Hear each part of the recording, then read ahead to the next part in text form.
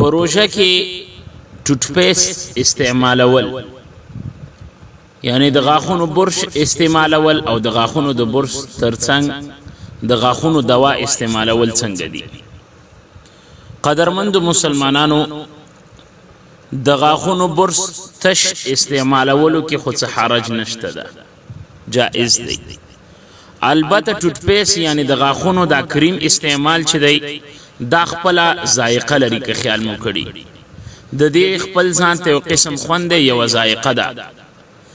او د روزي په حالت کې بغیر د یو عذر، بغیر د یو شرعي عذر داس یو شی استعمالول چې د هغه معمولی شانت ذائقه په خوله کې راځي مگر حلق ته نه رسیږي، د داسې شي استعمال چې دی دا مکروه دی.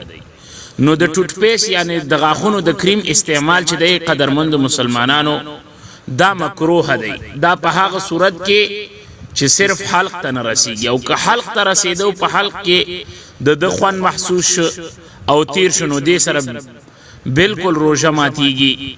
او انتهایی خیال وساتئ د غاښونو کریم مې استعمالوي په روژه مبارکه کې. د مسواک نه کار واخلئ. مسواک یوازینی داسې یو مبارک سنت دی د نبی علیه الصلاة والسلام چې الله جل شانه په دې سر رضا کیږي، ځکه چې قرآن په حدیث مبارک کې راځي السواک مطهرة للفم ومرضاة للرب كما قال عليه الصلاة والسلام. مسواک چې دی دا د خولې د صفائی کولو یو ښکلی آله، یو ښکلی شی دی. او دې مسواک سره دا د الله جل شانه رضامندتیا هم ده. نو مسواک استعمالوي قدرمند مسلمانانو.